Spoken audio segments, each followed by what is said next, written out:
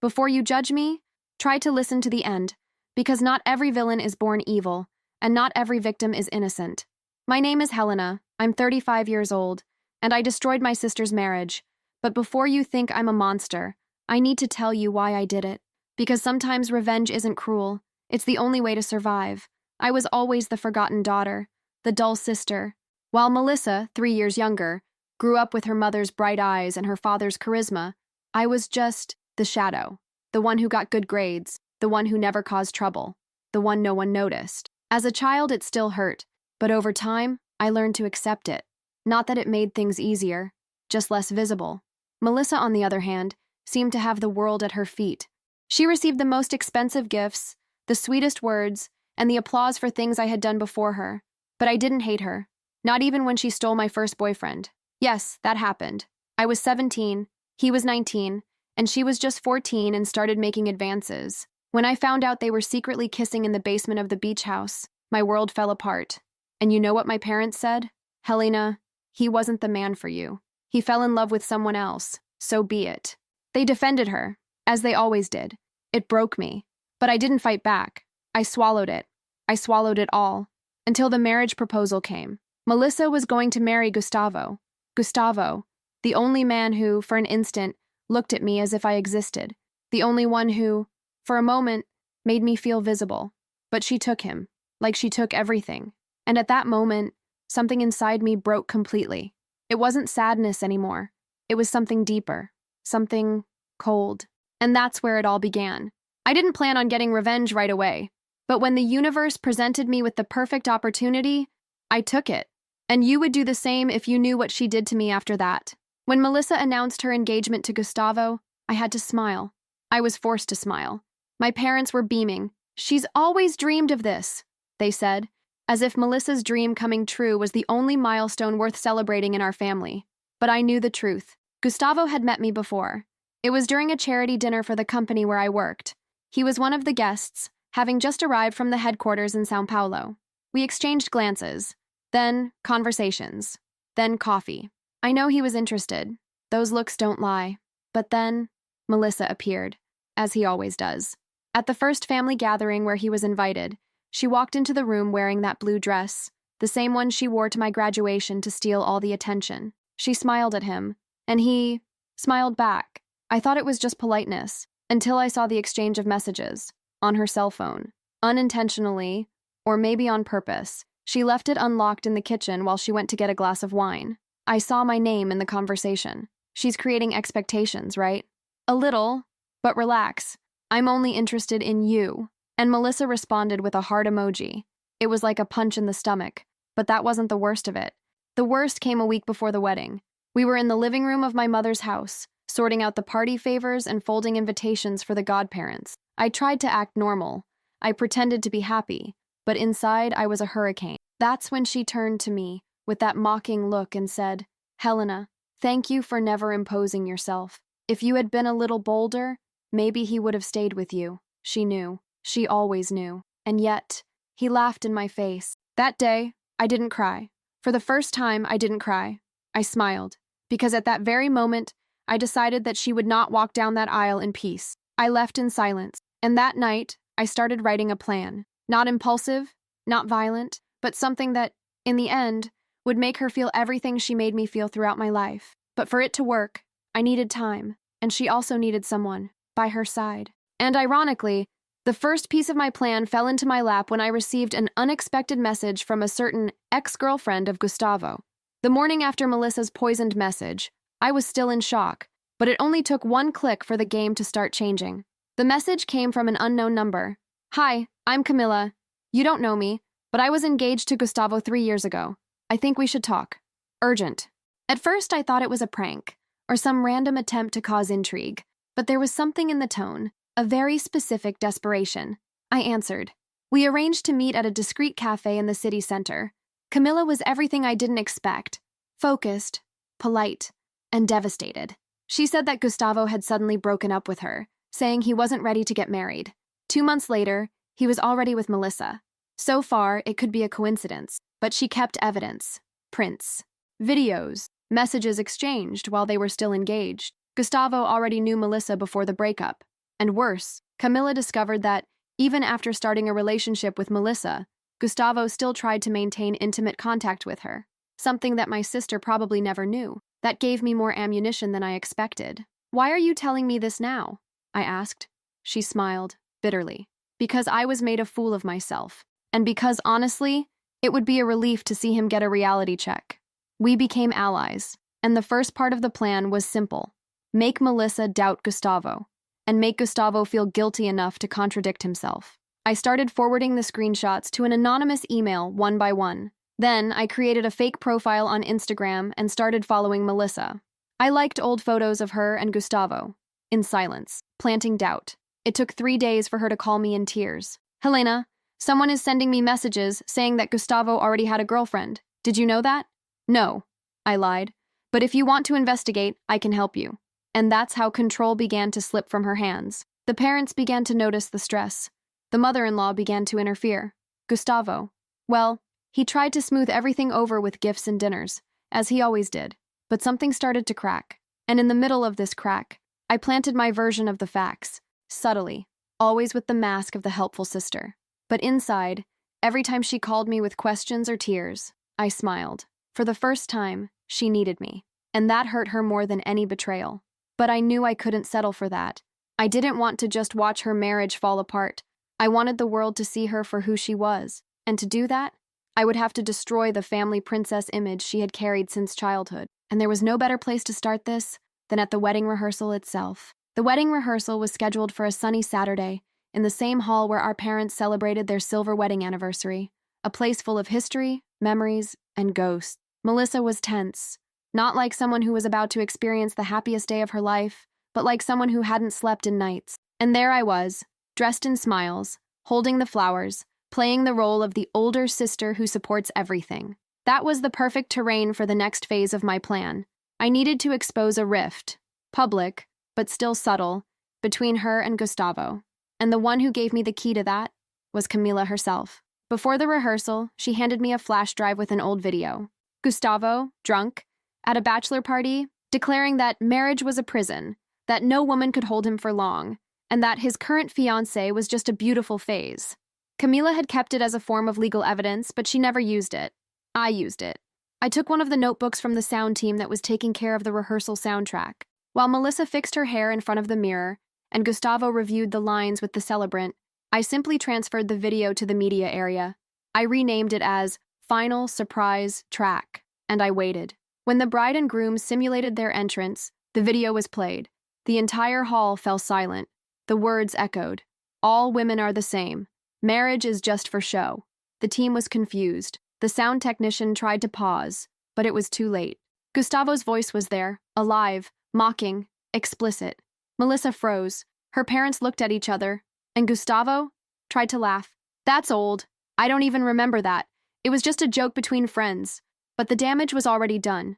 Her mother-in-law, that stern, upturned-nosed lady, left the room without saying a word.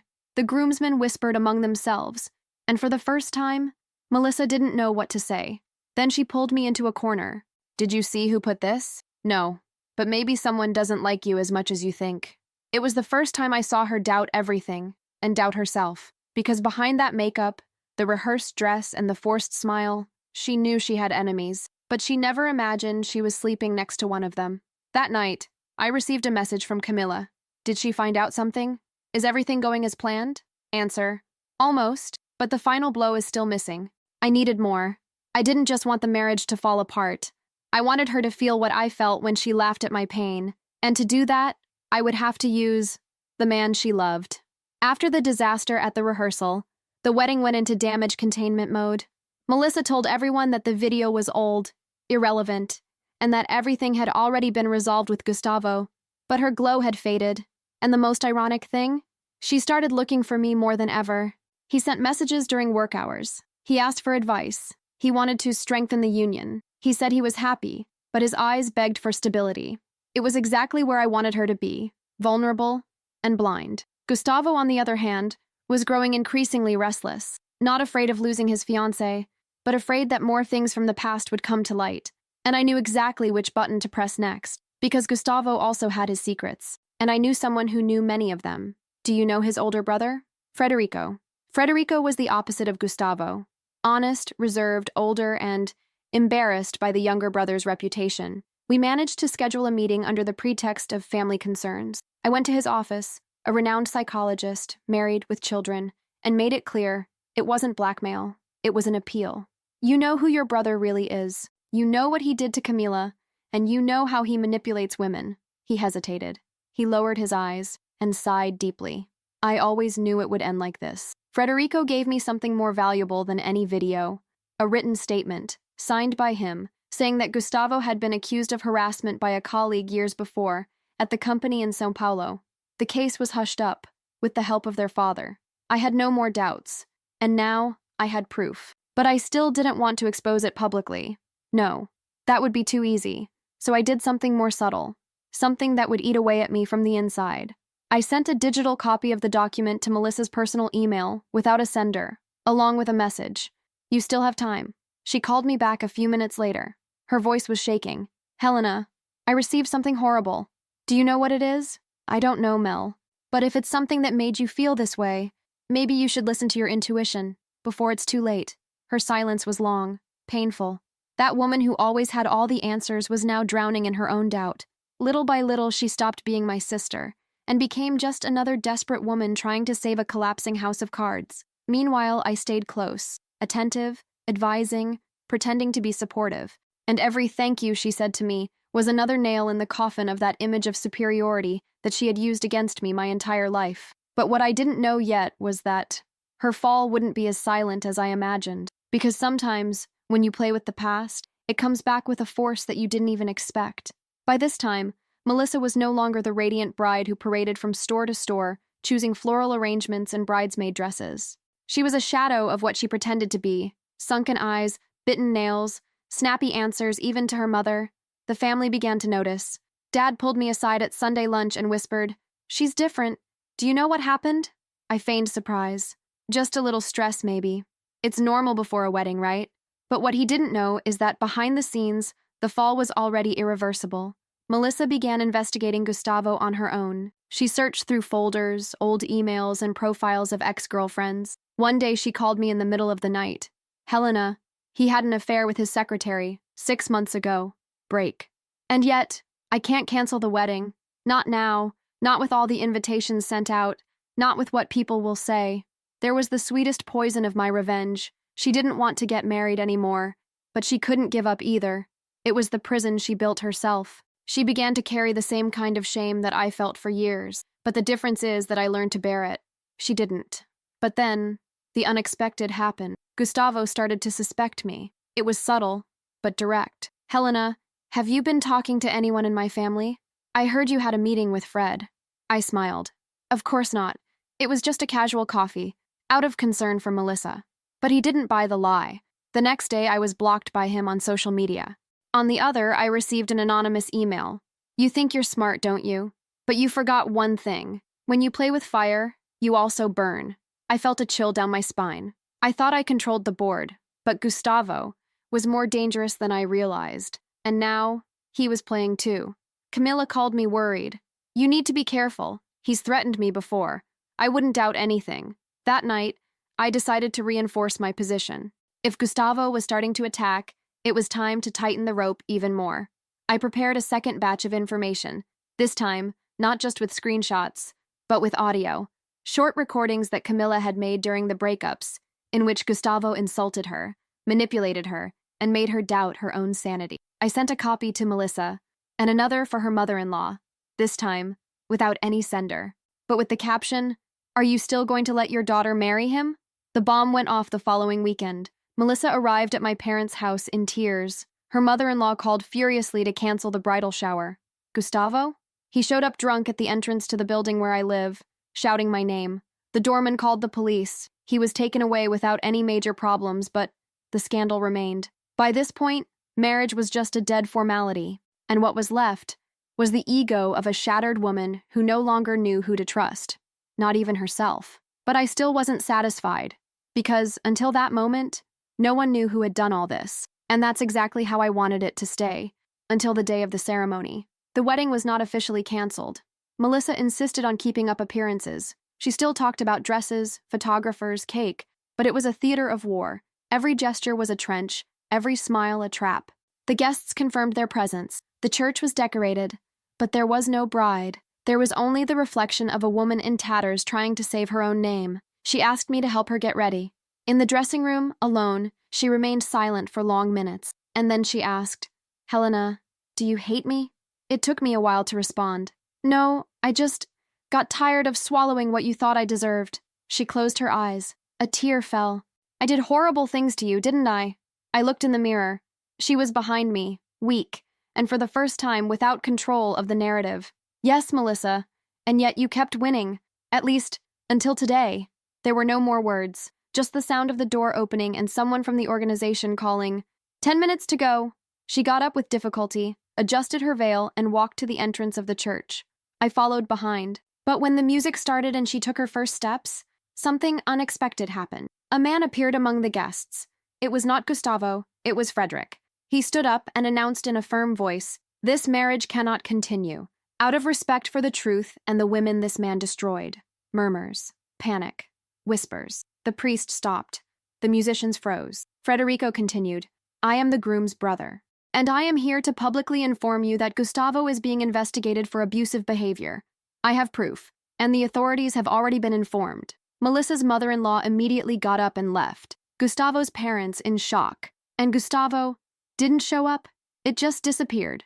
We called. We searched. Nothing. It was the perfect ending, but it wasn't my doing. It was life, deciding to intervene when you least expect it. Melissa's fall didn't happen at the altar. It happened on the way there. Alone, exposed, embarrassed in front of all those who once applauded her. She collapsed to the floor. People stood up to help her, but I stood still. I fell, breathing in that moment like a field after a battle.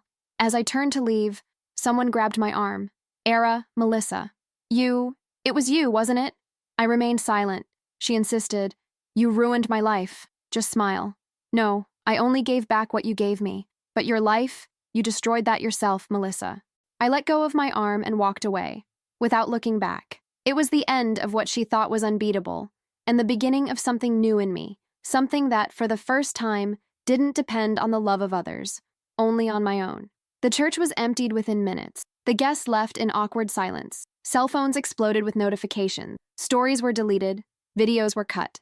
And Melissa's name began to be associated with Gustavo's, now not as the betrayed bride, but as the one who ignored all the signs for convenience. In the following days, news of the canceled ceremony leaked to some of the city's gossip outlets. An influencer who had been invited posted a video saying that she had never witnessed such a disconcerting altar. But the real shock came from within. Melissa isolated herself. She canceled her social media accounts. She left her parents' house. And ironically, he called me. "I have no one else, Helena." It was the phrase that, for years, I repeated silently. But I heard it in another way, as a confession. "Maybe now you understand what it's like to live in the dark," she cried. I didn't. That call showed me that she had fallen, not because of me, but because she was sustaining her life on fragile lies. And the truth, no matter how painful, is solid. And Gustavo? He reappeared weeks later. He tried to deny everything. He said that Federico was an envious brother, that Camila was an unbalanced ex, that it was all a setup. But the world has changed, and public opinion does not forgive men like that so easily. The company where he worked fired him after internal complaints. The scandal spread, and with it, other women came. 4, 5, 7, each one bringing another piece of the true story. He disappeared again. They say he went to live with a distant uncle in the countryside. Others say he tried to sue his own family. I just turned that part of my mind off, because my revenge was not on him. It was about her. My sister's castle crumbled, and she finally looked at me without that arrogant gleam in her eyes. She looked at me as equals, as marked women, wounded, but unlike her, I learned to heal. In the following months, I received invitations for anonymous interviews. Some family friends wanted to understand what happened. Others preferred to pretend they never knew me. My parents? To this day, they pretend that the wedding never reached that point. Mom pretends that Melissa preferred to postpone it, due to a personal decision. But the truth lives with me, and for the first time, that's enough for me. Life went on. Not in the same way, but it went on. Over time, people stopped talking. Gossip died down, and fake smiles returned to family gatherings. But something irreversible had been established: the truth. Melissa continued living, but not as before. Went back to college, started therapy. She sends me messages sometimes, short, hesitant. I answer when I want, not out of malice, but for peace, for the peace she never gave me when I was the invisible sister. My revenge wasn't perfect. It hurt me more than others at times, but it was mine. Many people think that taking revenge is losing your way, but for me, it was meeting him again. I wasn't bad. I was just tired of being good to the point of nullification, to see my life orbiting around the achievements of someone who never knew how to share their own brilliance. Today I look back without hatred. The hate has passed. What remained was a strange kind of freedom. Melissa had to rebuild everything. I don't know if she can, but that is no longer my responsibility. I met someone new months later. Nothing serious at first. A little bar, a conversation. But for the first time, someone looked at me and didn't compare me to another woman. He saw me. And that was enough. I started writing too. Stories, thoughts, some anonymous, others with my name. What I've learned is that storytelling can heal as much as it can avenge. And if this story has reached you, maybe it's because you too have been hurt by someone who was supposed to protect you. Or maybe you're on the verge of becoming the one who hurts. My only tip? Don't be in a hurry to forgive. But also, don't get lost in revenge. I destroyed my sister's marriage. But today, I realized that what I really wanted was to destroy the image she built at the cost of my pain. And, in a way, I did. The rest? Life will take care.